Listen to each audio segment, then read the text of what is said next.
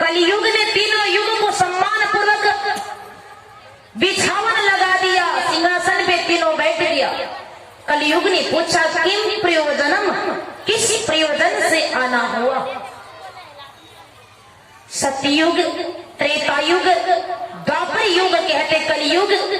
तेरे युग में बहुत पाप हो रहा है, अत्याचार, अनाचार, दुष्टाचार हो रहा है, अधर्म हो रहा है, इसीलिए तू इस अधर्म पाप को रोक ले। यही समझाने हम तीनों तुम्हारे पास आए। कलयुग ने कहा ऐसा क्या देख लिया मेरे युग में। कल पाप, तेरे युग में बहुत पाप हो रहा है, इसीलिए मान जा हमारे बात, अपने पाप को रोक। कलयुग कहते हो मेरे युग में जो पाप हो रहा है वे आप तीनों को दिखाई दिया और मुझे समझाने मेरे पास आ गए। आप तीनों के युग में जब पाप हुआ था उस समय आप तीनों को नहीं दिखाई देता था। अपने युग में हुआ पाप का फैसला न कर पाए, उस पापियों को दंड दे नहीं पाए, और आप तीनों अभी हमें समझाने आए। सतयुग ने कहा मेरे युग में ऐसा कोई पाप हुआ ही नहीं। कलयुग कहते सावधान हो जाओ, तुम्हारे युग भी पाप हुआ है। बोले कौन सा पाप। बोले राजा हरिश्चंद्र ने गुरु सेवा में अपना राजपाट गुरु चरणों में समर्पित कर दिया। आप बीबी के राजा रानी को भी बेच दिया रोहित कुमार। जब गुरु सेवा मिली, गुरु सेवा के लिए सब कुछ दे दिया, पर ऐसे दानी राजाओं को स्वर्ग देने के वजह तूने शमशान घाट में मुर्दा जलाने का काम सौंप दिया। लोगों के घर में बिक्री करवा दिया, उनकी पत्नी को भी, उनके पुत्र को भी बेचवा दिया, और तू मेरा फैसला करने मेरे पास आया। चुप रहे। सत्य का मुंह बंद हो गया। त्रेता ने कहा अरे उसने थोड़ा बोला क्या, सामू तूने बंद कर दिया, पर मेरा बात मानना होगा।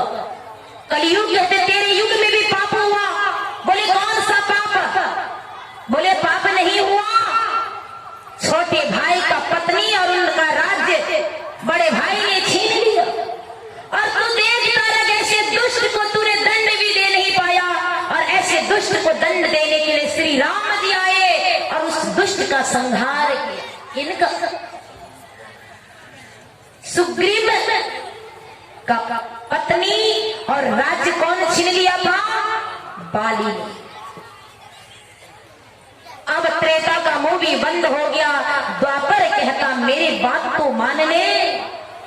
बोले तू तो और मुंह बंद कर, तेरे युग में सबसे ज्यादा पाप हुआ है। बोले कब।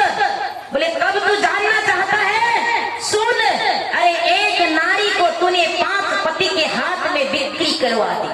कौन पति, कौन भसूर, कौन देवर, तूने पता ही चलने नहीं दिया, और तू मुझे धर्म की बात बढ़ाने आया है।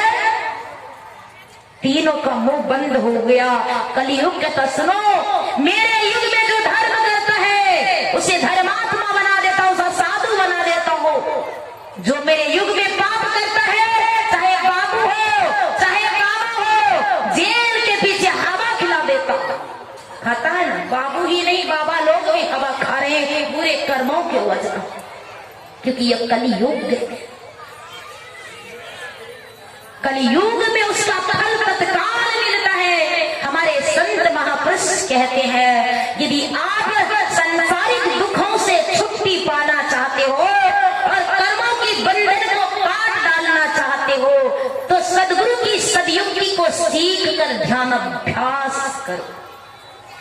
सदगुरु की सदयुक्ति को सीख कर ध्यान अभ्यास करो।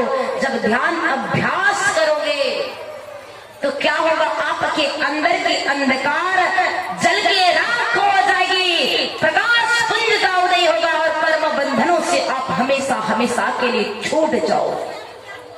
पर हम आप ऐसा करना नहीं चाहते। भगवान का भक्ति तो दूर जाए। अरे जिन माँ बाप ने हमें जन्म दिया है उस माँ बाप का तो सेवा नहीं करना चाहते। भगवान का भक्ति तो दूर जाए। जिन माँ बाप ने हमें यह शरीर प्रदान किया, परमात्मा ने तो मानव तन दे के भेजा, पर इस शरीर को भरण पोषण करके पालन पोषण करके, दुख कष्ट मेहनत करके, हाथ गोड़ सीधा बनाकर दुनिया में घूमने के लायक हमारे माता पिता ने हमें कर दिया।